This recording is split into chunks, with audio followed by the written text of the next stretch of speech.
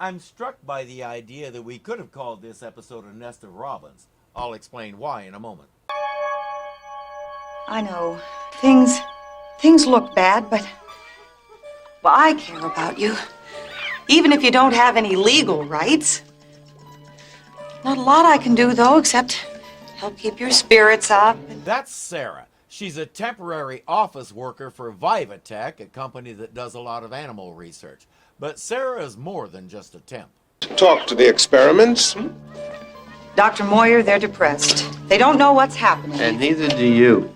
Look, we needed a temp in here to catch up on the filing, not emotionally counsel the animals. And there's a good chance she's wrong, especially about the rabbits.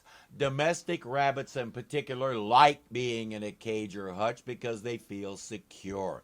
They don't like being out in the open. It's scary out there and there's stuff that wants to eat them. That's when rabbits get depressed and anxious, not when they're in what feels like a nice safe cage. Doctors Levine and Moyer there are the big bosses at Vivatech, and they've picked out a cat for their next experiment, whatever it might be. Sarah pretends to be filing while she watches them inject it with something. No, I had one just like you. Oh! That's okay. She puts the rest of the files in the trash, stuffs the cat in her purse, and heads out, without reading the sign on the top of the cage.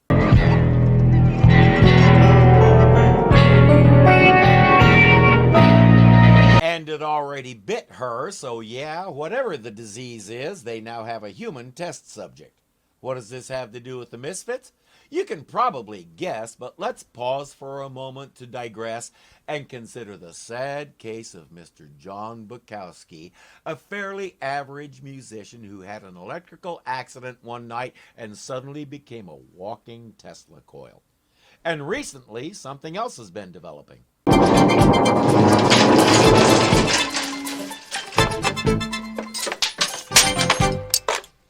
Hey, how's that?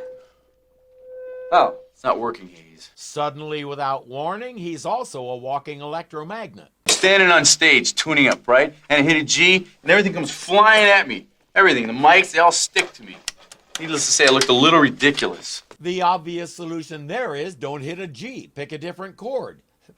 The earliest color TV sets had an ongoing problem because the chemicals on the screen would start to get magnetized by the high energy beams hitting them, and colors on the screen would go wonky. The way to fix this was with a demagnetizer, a ring about this big that plugged into the wall. It generated a different magnetic field and would degauss or demagnetize the screen, and the colors would return to normal. Billy and Elle are trying to build one of those for Johnny. Food. Oh, Billy, there's a girl outside who said she knew you. I hope you don't mind. I told her to come on in. Sarah. Hi, Billy. Long time. I guess you guys went to college together, huh? Sarah has always been an activist about one thing or another. As we've noticed, she's also very attractive, which is why in college, Billy constantly tripped over his tongue following her around wanting to be her boyfriend. Now he's tripping over his own feet trying to get away from her. Elle, that kind is trouble. The very first time I met her, she got me going on a protest march with her. That's what's wrong with having a few ideals. B-man, I'm idealistic, okay? I mean, I bet we are the world. I voted to save Big Boy. But you know what? You start protesting for new bike lanes, end up chained to a math building, and then you get sent to jail. We already know how superficial Billy is when it comes to women. As we saw in the dolphin episode, a pretty woman can get him to do any crazy thing she wants him to. Johnny and Elle won't let him skip out, though Johnny will provide a few amps to help with the candy machine since it's clearly smarter than Billy is. The girl's dangerous. I'm telling you guys, you talk to her for more than 5 minutes, and she'll have you wanting to save the world too. Gloria! Gloria! Billy, they're abusing animals at this lab Sarah works at. We gotta do something. God, we're too late. Let's pause here for just a moment and consider what Billy's problem is. His problem is she doesn't just talk. She does. That sometimes leads to minor trouble with the law, which makes him feel bad. That's it. Question: did they get the bike lanes? How effective has her activism been? Billy doesn't care. This isn't about improving the world. This is about inconveniencing Billy to save the world. Saving the world is fine. Disrupting Billy's world isn't. What's going on? Using animals? We're going to do something stupid and we're all going to go to jail. No. Look, they are beating up on this helpless little animal and a lot more like him. Oh, jeez. Hyper little guy. Newsflash, Billy. Something stupid has already been done, and now Johnny's infected with it. I only need you to help me get into Vivatech, and then I can photograph what I need, and then Vivatech? Those guys, it figures. Who are they? Just a couple of pencil-neck geeks who think they're God's gift to research science. They just happened to walk away with a grant that was supposed to go with us. A couple grants. I'm not sore. It's true. He's not sore. He's bitter. You know, I've heard rumors about the research they're doing now, and it must be dangerous because they're not allowing any observation. Well, of course they're not. They're hiding these animals because they're torturing them. Sarah thinks that's the only possible reason they'd keep their research so hush-hush. Where Billy thinks with his whatchamacallit instead of his brain, Sarah thinks with her feelings instead of her brain. Her compassion for animals is overriding her good sense and her understanding of what animal research is for. But her biggest downfall is how persuasive she is. She has the whole team on board and Billy isn't allowed to say no. Then again, by the time he finishes rolling over in his head how much he despises those Vivatech guys, he's ready to go give it to them. That's what those jerks were up to. You know, if I could just get inside... Wait a minute. What am I saying here? Just get it over with, Billy.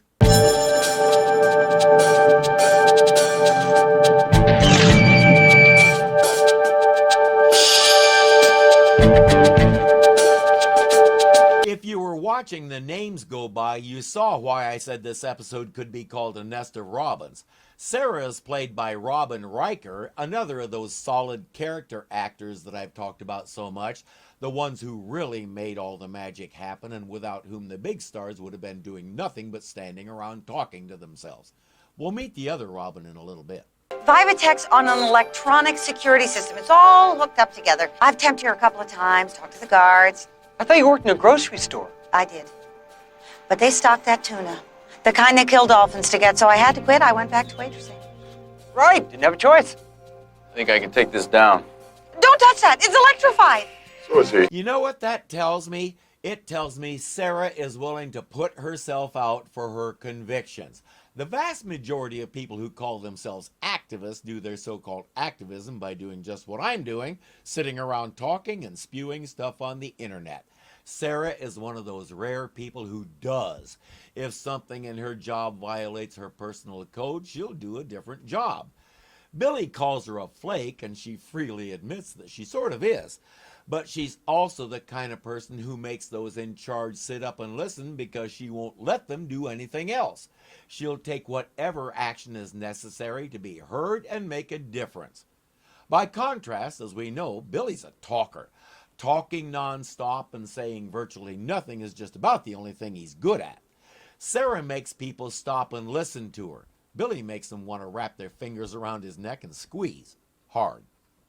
And by the way, she had no idea just how much help she was getting when she recruited Billy and his friends.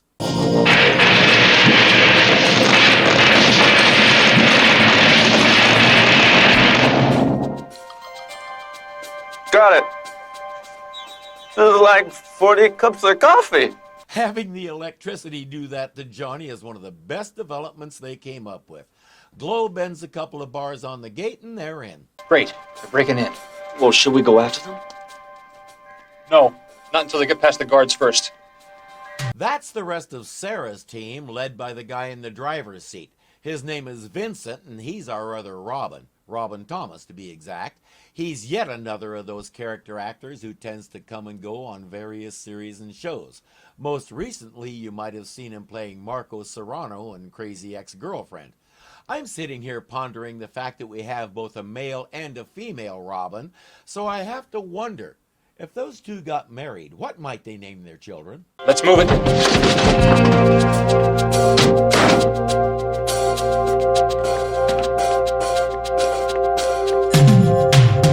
I get the feeling this is the part nobody told Billy about. Whoa, you look at this place. Gloria, look. They never let these animals out of the cages. You guys remember, I'm just observing here. No wonder they get all the grants. Look at this stuff. It's not it, El. It's because they wear ties. Elle is swooning over all the equipment and dreaming about what he could do with it. Billy isn't even looking. He's too busy justifying himself. Big deal. Does that make them good scientists? No. I can wear a tie. I own a tie, El. So do I. Here it is. You might not be the least bit surprised to see whose image is on it. You may also notice that it's already tied. I didn't do that. A friend did it for me many, many years ago because I have never gotten the hang of these things. Someone tied it in proper fashion for me, and as far as I'm concerned, it will stay that way forever and ever, amen. Because if this knot ever comes out and I can't find someone super helpful, I'm screwed. That's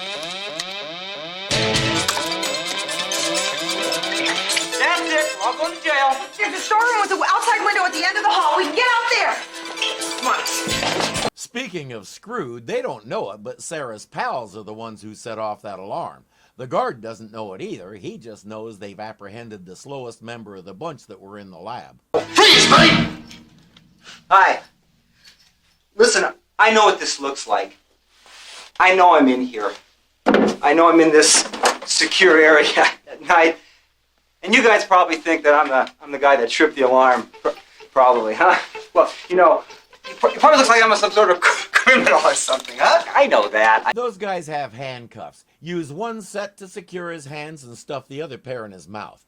He keeps insisting they were just there to observe. Nobody took anything. I told you guys, it's all still.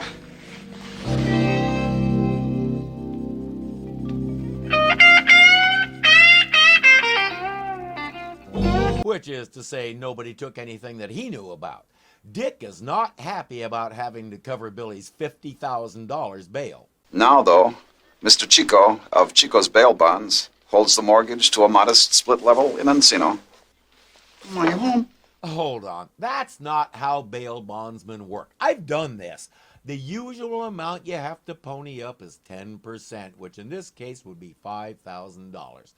They might seek some collateral, but you, the person seeking the bond, do not have to come up with the whole amount. Dick says Chico would only give him 20 grand on his house, so he had to get a little creative with Humanidine's requisitioning process. Basically, he has to get everything put back in place before someone asks him what he intends to do with $30,000 worth of staples. Also not necessary. If he can get a short-term mortgage on his home and appropriate the rest from accounting, he doesn't need a bail bondsman. The whole idea of bail bond operations is so people who don't have a lot of money don't have to cool their heels in jail just because they're poor. He did not do this right. While they're arguing, Sarah and her team appear on TV. The Animal Rights Front have liberated the oppressed animals of the Vivatech laboratories. She set me up. There are no demands because we're not giving the poor little things back. They were born free. No, they were not born free. The vast majority of those animals were bred in captivity for just such purposes. If you actually do this, the main thing you'll be doing is providing a smorgasbord for a lot of coyotes, foxes, eagles, and other predators. And they deserve to live free. And therefore, every day we will be releasing one of these animals as a daily reminder of all the sad creatures who are still locked up in laboratories that abuse animals like Vivatech. And Billy's right, she set him up. This was the plan all along, and she used him to make it happen by lying to him about her real motives. But now Billy's asking, what's the worst that could happen? The bubonic plague and the Andromeda strain all rolled into one. All the animals are infected. But now, thanks to you all breaking into our lab for those terrorists, they're going to be set loose on the population. Elle confirms that they've been working on germ warfare. They're developing what we antiseptically call biological weapons. The word you want is plague, a horrible, deadly plague that kills within 48 hours. And it's been at least 24 since Johnny was bitten, even longer since Sarah was bitten. Nobody else knows about either one, and neither Sarah nor Johnny is talking. Well, what about an antidote? We have one animal, a brown rabbit marked by a steel collar who's producing antigens against the disease. He's the antidote. Then that's the one they need to find, and fast. They obviously didn't know what they were stealing. Or they knew perfectly well and are just trying to curry favor with the public before they make their real demands. Look, we've been through this. Sarah is the only one of them that we know. Now, she may be a little flaky, but she is not the blackmailing type, and she is not a terrorist. And none of you has any idea where she is now, huh? No. That guy is FBI, by the way. He's paid to be paranoid and threaten people who have nothing to do with anything. Stop. You're not going anywhere. You can't. You're on bail. We're going out for a little while, Miss Nance. We're at Central. Oh, Dr. Lincoln, Doctors Moore and Levine want to see you in the lab. Yeah, and those guys nosing around the lab like this. I'll meet you at the truck. Elle can't believe it. They're offering him a job. All that nice equipment, and he doesn't have to do germ warfare. He can do whatever research he wants and have whatever equipment he wants. He has some serious thinking to do. And speaking of thinking, Billy finally gave it a try. And wonder of wonders, he actually came up with something. You're in a Happy Day Inn. I'll get the yellow pages. Wait, how do you know? Because that's where Sarah always went when she pulled some sort of stunt. After we stole the cannon from the ROTC, we hid out in a Happy Day Inn. After we took over the cafeteria, we hid out in a Happy Day Inn. And you want to hear something really scary? She couldn't figure out why we kept getting caught. That should make it easy to find them. How many Happy Day Inns can there be in the area? Any other ideas? It shouldn't take long. I only counted 15. Sarah's not going to release all the kitties and bunnies onto city streets, right? Right. So all we got to do is concentrate on the Happy Day Inns near the country. Okay. All right. All units. They're leaving now. Sounds like they'll be taking us to a Happy Day Inn. Got a warrant to place that device, dude? They are indeed at a Happy Day Inn. Sarah is cuddling the antidote bunny and reveling in a good deed well done. She's feeling a little under the weather, but she's not too worried. Vincent is out right now, scouting a nice meadow to release all these critters into. Yeah. Yeah, I got the animals. You got the cash? Okay, maybe he plans to buy the meadow. Yeah. Now, don't worry about them. They trust me. They still think we're going to set them free in a meadow. Right. You know where to meet? Right. 49 diseased animals, 1 antidote animal, sort of a start-your-own plague kit. No, he plans to betray Sarah and the others and sell the animals to who knows who. We watch a montage of Billy and Elle hitting every Happy Day Inn on the map with no success, while we listen to yet another of this show's covers of classic rock music. This one's actually not too bad. Let's go to the hop, baby. Let's go to the hop, baby. Let's go to the hop. If you can listen to that without lip syncing the "oh baby" part, you're probably not familiar with the song. You guys gonna find the bunny or what? Johnny, you okay? Yeah, I'll live. Oh my gosh, you're sick. Your head's on fire. My God, the cat bit you. You've got the disease. B-Man, is that true? Yeah. Now they have extra motivation. The thing is, Johnny's metabolism runs a lot faster than most people's, so he's only got about 12 hours to find the antidote. At the last place, Billy is refusing to take no for an answer. The desk clerk says, "We don't give out information about our customers." Billy says this isn't about the customers, it's about the animals. Housekeeping.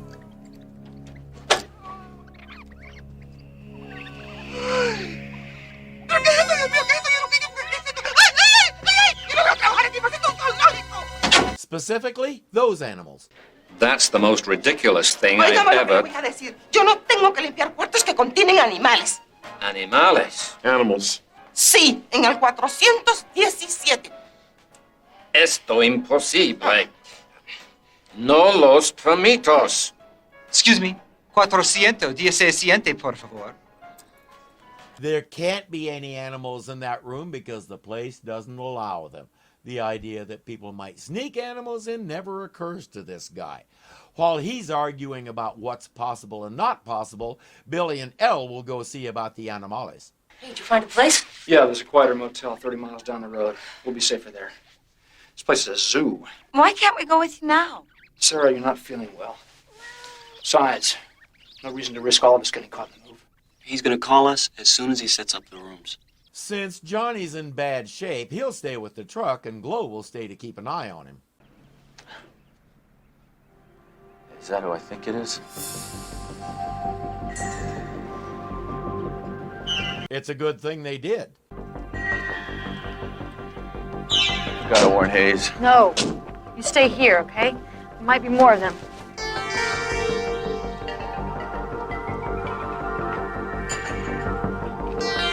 I think we've been spotted here. Better move in now.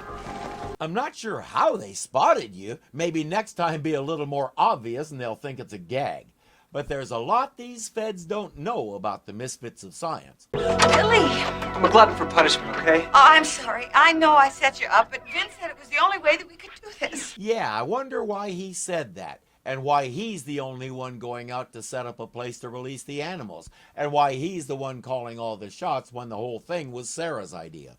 Look, I'm taking apologies later. Right now, we got to get you guys out of here and get these animals in quarantine. Quarantine? Yeah, the Vivatech guys told us that all these animals have some sort of communicable disease.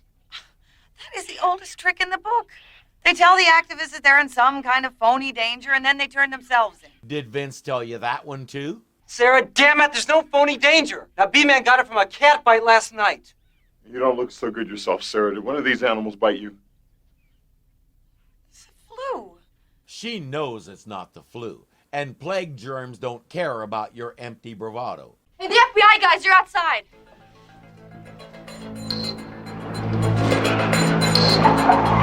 Head around back, cover in back.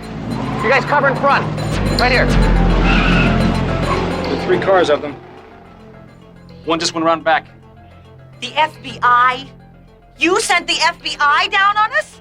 Listen, if we were on their side, what would we be doing here now? Really, Sarah? This girl has no idea how to think. She's got a good heart, but her head needs some major overhauling. They think you guys are using the disease for some sort of blackmail. You guys will believe anything. Hey, Sarah, you're going to believe their guns when they start shooting at you. Now, we're going to leave them the infected animals, and we're going to get out of here. Sarah, they're right. The animals stay. And I stay. So now she doesn't even believe Vincent. I wasn't sure at first, but now I'm thinking Billy had a good idea running and hiding from her. She's not just naive, she's crazy.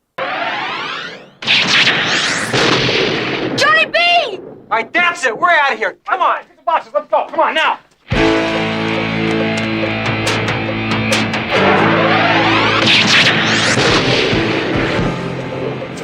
You might remember the pilot episode when Glow had a huge crush on Johnny and was devastated when he didn't return it.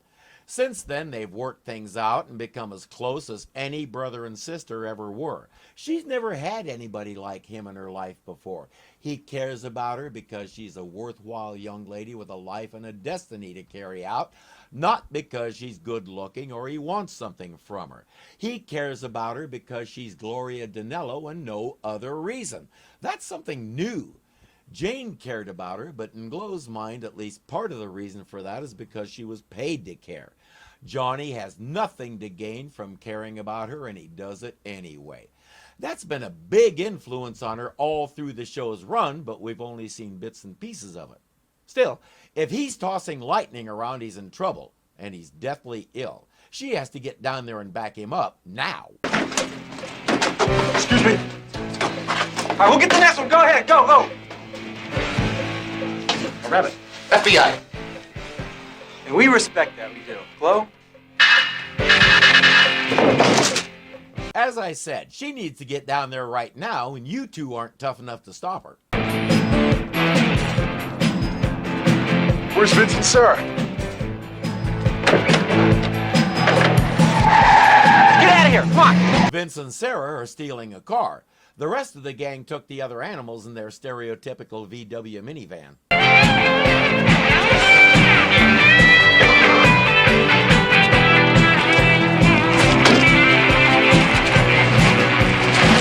Okay, Sarah, let's get out.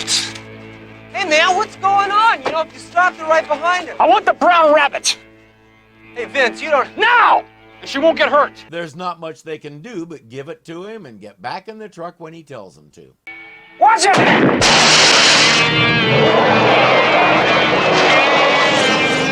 Fortunately, it doesn't take more than a couple of minutes to change the tire. My nephew and I once did it in 57 seconds. Billy, it's just taking too long to change a flat. Listen, Glow, I think I know how to change a tire, okay? It's not that hard. I did it 100 times in auto shop class. Gloria, why don't you go check on B-Man, please? Of course, it takes a lot longer when it's Billy trying to change it. He is forever feeling the need to prove his masculinity like this, and unfortunately, he doesn't have that much of what passes for masculinity to prove. Hey. How you holding up? Tell Laura I love her. Who's Laura? It's a song. You know, teenage heartbreak. Words of the dying hero as he speeds along back of an ambulance. I think the disease is affecting his memory because he got that wrong. In the song, Tommy enters a stock car race so he can win a big cash prize and buy Laura a wedding ring. It doesn't quite work out that way, and Tommy dies in a flaming car crash. As rescuers are pulling him out of the wreckage, his last words are, "Tell Laura I love her, tell Laura I need her, tell Laura not to cry, my love for her will never die." He never made it to an ambulance alive. Still, if Ella's right about Johnny's metabolism, he has about 6 hours left. We can forgive a lapse of memory or two. Billy, we have to find that bunny. Gloria, I know it. Look, we just gotta tighten these lug nuts, and they're really tough to turn, you know?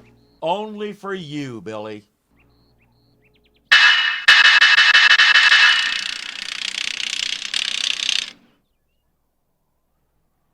Listen, Glow, that shop class, you got an A in that, didn't you? And I'm guessing you didn't. Tuck your ego back into your pants and let's get going.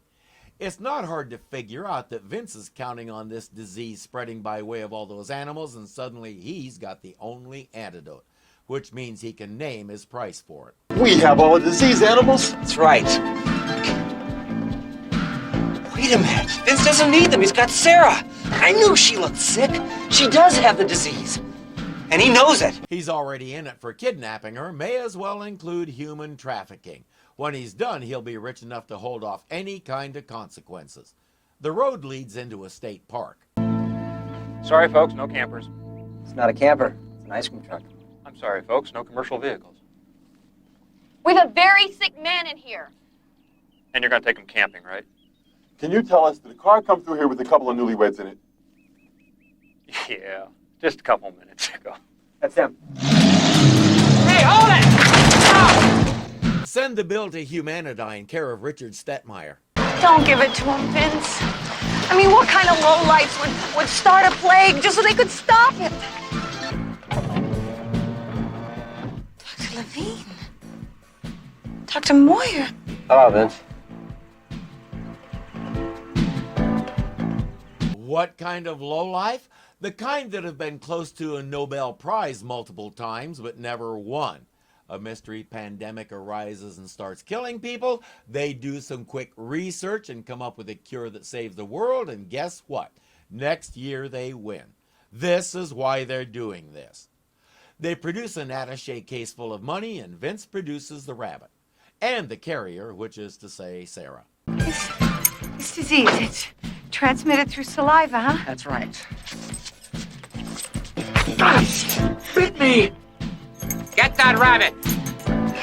Wait a minute, I need that! Remember how I said he'll be rich enough to hold off any consequences of his actions? I may have overlooked one. Give me the rabbit! Give me the rabbit! Give me the rabbit! I need it! Wait! What about her? Get her, she bites! The Misfits have arrived just too late. Sarah is explaining the situation, and Elle is not inclined to believe her. She's thrown one too many conspiracies their way, and he's had enough. Now wait. Billy! Look, this is a big choice, okay? I mean, we should weigh our options. We can either believe two famous, well-respected scientists, your future employers, or a paranoid felon who's lied to us repeatedly.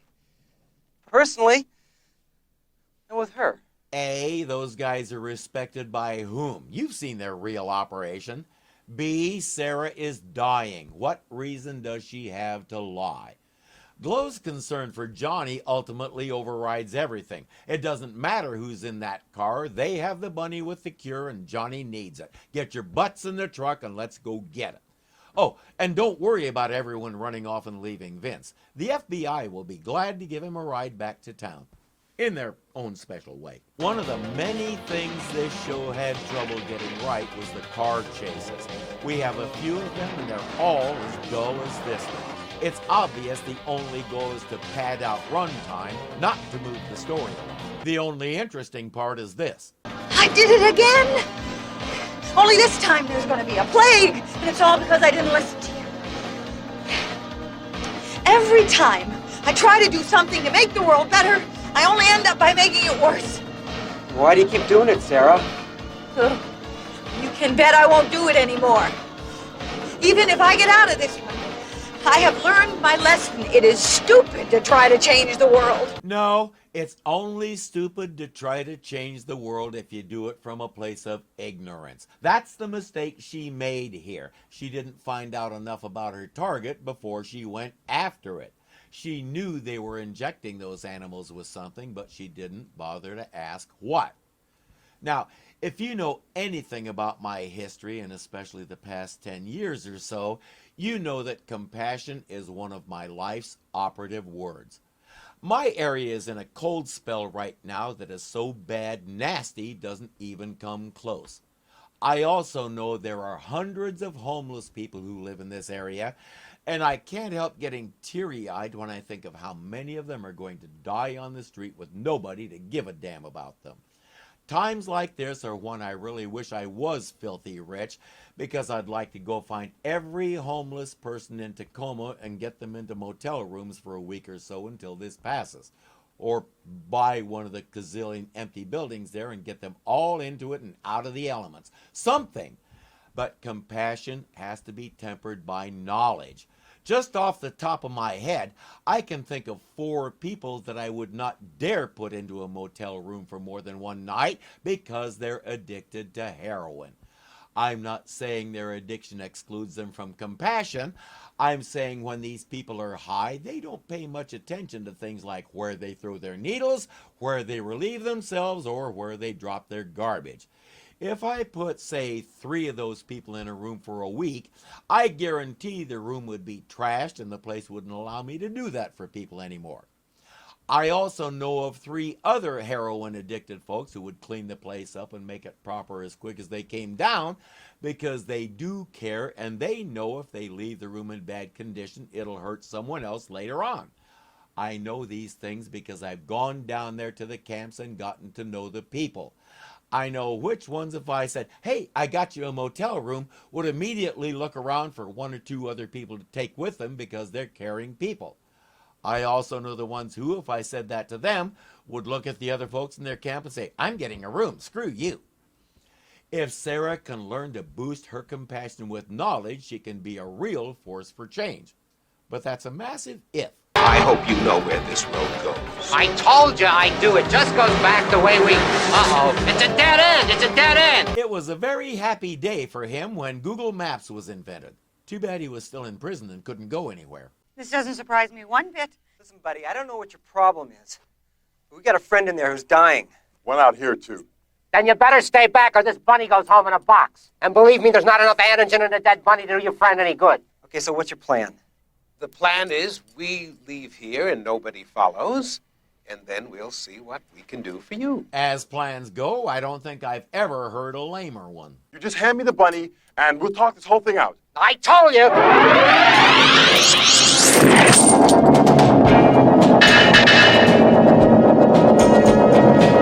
By the way, you're not getting it back unless you have a bigger magnet than Johnny does. Nice of you to put that metal collar on it so he could do that. And here come the feds. No. It's not us. It's them. They're the terrorists. Forget it. Your friend traded you in for a bunny. Amazing how quickly one's ethics change under the right circumstances, isn't it? The antidote works, and Elle even came up with a way to demagnetize Johnny. Sarah is fully recovered as well. It was awfully nice of Vivatech to drop those charges against us. Sarah, there's no nice about it. I mean, they were hardly in any position to press charges against anyone. I think it shows that people are basically good at heart. That may be one of the biggest lies we humans have ever told ourselves. If you want to see how basically good people are, read Lord of the Flies. So let me ask you a question. Were you serious about that thing you said the other day? About giving up causes and not worrying about anything anymore? Probably not. Good. I agree. The world needs people with her passion for change, but it doesn't need her ignorance and impulsiveness. Passion for change and knowledge of what needs to be changed and how have to go hand in hand, or you end up with situations like we just had. Has she learned that? Good? Yeah. Really? Do you mean that? Yeah, the world needs lunatics like you, you know? I am so glad to hear you say that, because I need you guys' help. We are marching on the state capitol. No, Sarah! No. Please, not here, please. We are protesting all forms of covert germ warfare research. Sarah, Don't you at least no, want to come hear on. it? I mean, some... Beyond what just happened, what does she know about germ warfare? How does she propose to put a stop to it? Or to put it another way, passion for change and knowledge of what has to be changed and how have to go hand in hand. Has she learned that? Probably not.